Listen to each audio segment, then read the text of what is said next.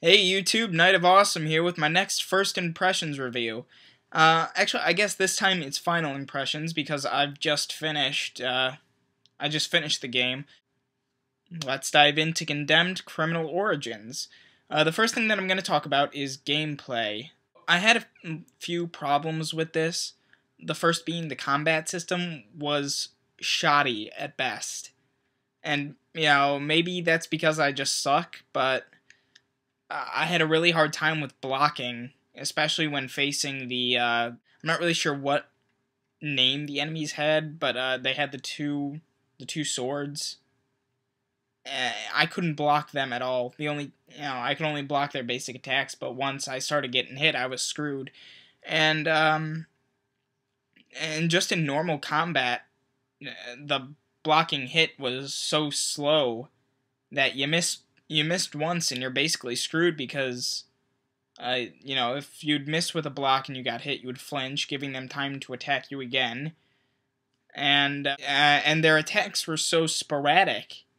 Basic enemy attacks were so sporadic, it was hard to tell when to block.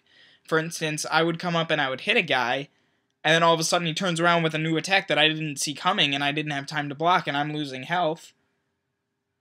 And you can only take so many hits before you die, and there's no way to heal.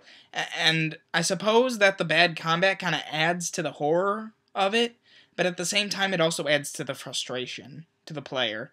The amount of times you die is, it's enough to make you rage quit. And again, that could just be because I suck, but that's just my take on it. Was that I had trouble with the combat throughout the entire game. It's not a thing that I got used to. It was just really bad. Basic movement is also a little bit jerky and feels unnatural. I feel that a game from a first-person perspective should be able to move. I guess it should just flow better, especially when in the first-person perspective. You're already at a disadvantage as a player vision-wise, so movement should be able to compensate for that. You shouldn't be like stumbling around horribly. And again, it could be that I didn't tweak the sensitivity enough, or it was just the jerky controls were part of the horror, not being able to get around as easy. But if you have to rely on that, that's kind of sad, in my opinion. The next thing, I guess, to talk about gameplay-wise is the AI. I had a major problem with the AI. The back cover art and text kind of made it seem like they were doing something different with the AI that I probably hadn't seen before in a game, and I was really looking forward to it. It was supposed to be like really complex and interesting fights, and I suppose, it was interesting. They acted very strategically, I guess, waiting around corners to ambush me. What I had a problem with was that in the basic setting, there's a problem with your game if all of a sudden mid-combat the enemies decide to run off around the corner and then you know that they're waiting there hiding to ambush you. If they're already engaged to hand-to-hand combat, they should be committed to that hand-to-hand combat. They shouldn't be running off. And it became a chore to just walk up to them, wait patiently by the corner for them to come out, block the attack, and then continue assaulting them again. And then 3 hits later, they'd run back behind the corner as if, this is a new strategy. It didn't work, and it was really stupid, and it was really tedious to continue to force them out of hiding. And it didn't add to the horror. I mean, if they had hidden around the corner before I had seen them the first time, and they had attacked me that way, that would have been scary. I would have jumped. However, if they're already fighting me, and then they go to hide, and I can clearly see them too, this isn't like, they're running away from me, I better give chase. This is, they just went around the corner, I can see their arm, they're waiting to jump out at me. It really didn't work. That was most of the problems I had with the controls. I suppose the things that I did like were, I enjoyed the weapon choice and the way that the weapons worked. I thought it was kind of interesting, especially choosing the weapons by stats of what you liked. I have to say my personal favorite weapon was probably the paper cutter, and if I didn't have one of those, I enjoyed the steam pipe, or I suppose the fire axe was also pretty good too.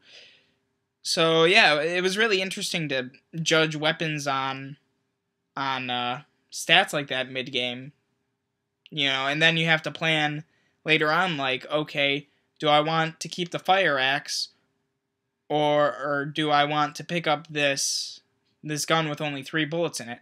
That's a chance of 3 one-hit kills, and then I can just pick up their weapon once I run out of ammo. But what are the chances that I can pick up a good weapon? That's interesting. It lets the player, be strategic about how they want to survive in the game. And, that's a very well-done mechanic, I think. Forcing the player to think ahead of how they want to survive and choose their weapons accordingly is it was very interesting.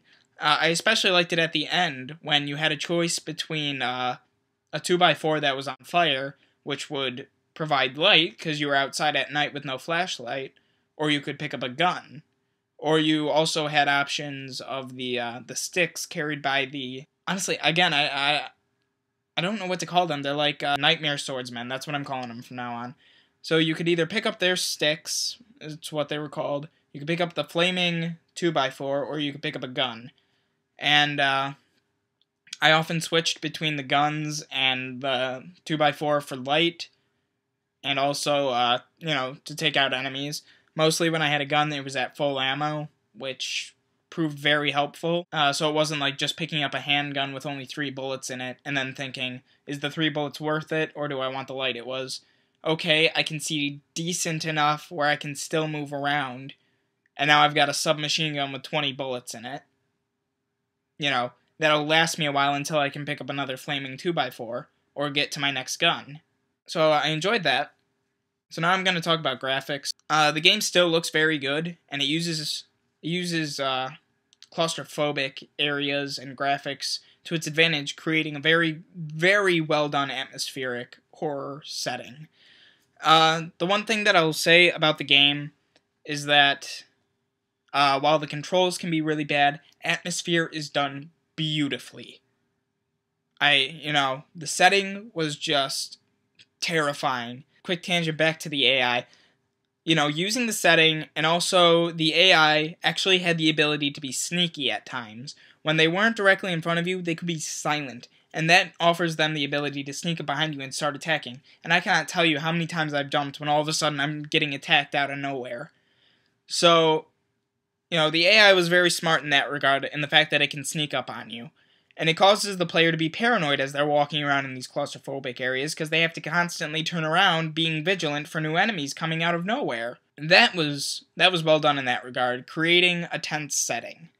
That is key to any horror game. It doesn't matter what kind of grotesque monsters you have if the player isn't engaged by the environment itself. Yeah, that's all I have to say about graphics. So next, the story. And this is where I have a ton of problems. In the beginning, the story was done very well, I thought. It was, ex-FBI agent, or now ex-FBI agent, as he's framed for murder, going after a serial killer. That in itself is an interesting story. You're delving more into, the thriller setting, not going too paranormal. The things that I had issues with, but I wasn't too bad into, were probably Malcolm, as he was being too cryptic for his own good. And why the enemies were attacking you in the first place, I didn't understand. Especially as they began to turn from normal-looking people into sort of grotesque zombie-esque monsters. I didn't understand what was going on, and I suppose that was also kind of key for the horror. You had no idea what's happening, so there's the air of mystery and confusion. And I was being lenient with Malcolm because I expected it would be answered in the end. But at the same time, that's probably not very good, because if halfway through the game I still have no idea what Malcolm's up to, or have no inkling into his character at all, you're just saving a bunch of boring exposition for the end. And what was even worse was when, at the end, I was not satisfied. Malcolm had basically nothing explained. The only thing that was given away, I suppose they might have been setting up for a sequel, but you can't bank on the fact that you have a sequel. You know, if you have story to tell it in the first game. Because if there's not a sequel, then you've left players with so many questions. And, you know, if there is a sequel, then it gives you a chance to develop further. Good for you. I mean, I realize the air of mystery is what makes a good horror game, but at the same time, you can't leave any plot holes. There's a difference between leaving the mystery and leaving a plot hole. Malcolm was there, and he had no motivation to be there, besides helping Thomas, which, again, you need motivation for that.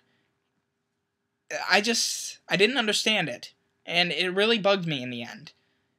The serial killer I thought was very interesting. He was killing off killers that Ethan was going after for a sense of righteousness. And I guess that's kind of a good plot. I enjoy it at least, but it's not exactly original. I didn't understand the bad guy at the end. If they had left it at the serial killer, I guess I would have been fine. It would have been a thriller with interesting paranormal aspects, I guess, because throughout the game, Ethan kind of delves into insanity that I didn't quite understand, and I suspect it's the same reason why the random people were attacking me. But he saw images of monsters, like real monsters, not the like zombies that were attacking you throughout the game, and they became kind of the final boss. At the end, you're facing like this samurai with a bunch of grotesque metal prods coming out of him, and I'm wondering, you know, why? Why is he there? What is he? And maybe sense of mystery, but at the same time, it's like, where the hell did this come from? Yeah, I would have been fine if it was just a serial killer story. You know, a nice thriller with claustrophobic horror environments. That's scary. But, you know, but at the end, I'm left with, what is this? And then at the very end, when you're left with the moral choice, do you kill serial killer X? That's the name of the killer that you're chasing, or do you let him live? Now keep in mind, Malcolm has a gun to your head while you're making this choice. I chose compassion. I let him live, and that's also because there were a bunch of nightmare samurais standing around me, and I thought if I kill him, some bad shit's gonna go down. Pretty black and white moral system, which I mean I guess is the same for any video game nowadays with a moral choice, but it was really confusing. Right before that, Rosa, one of your allies in the game, tells you that this is all traced back to a cult. And that was where I was really disappointed. Because, for one thing, if you had said, you know, cult, supernatural stuff going on in the very beginning, I would have bought it. I would have gone with it. It's not exactly the most original plot. I'm looking at you, Silent Hill. But it at least explains some of the stuff that's going on early on. Suddenly introducing it at the end doesn't give the player satisfaction. It's like, what? And I think they might just be setting up for the sequel, which I will also be reviewing. But it's not good writing. It's terrible exposition into a really shitty plot. So I was really disappointed by that. It was just confusing. The game couldn't decide what it wanted to be, I guess. A thriller or a supernatural survival horror. And if it had chosen one, I would have rolled with it and I would have been fine. But sitting on the fence between both just makes it look really dumb.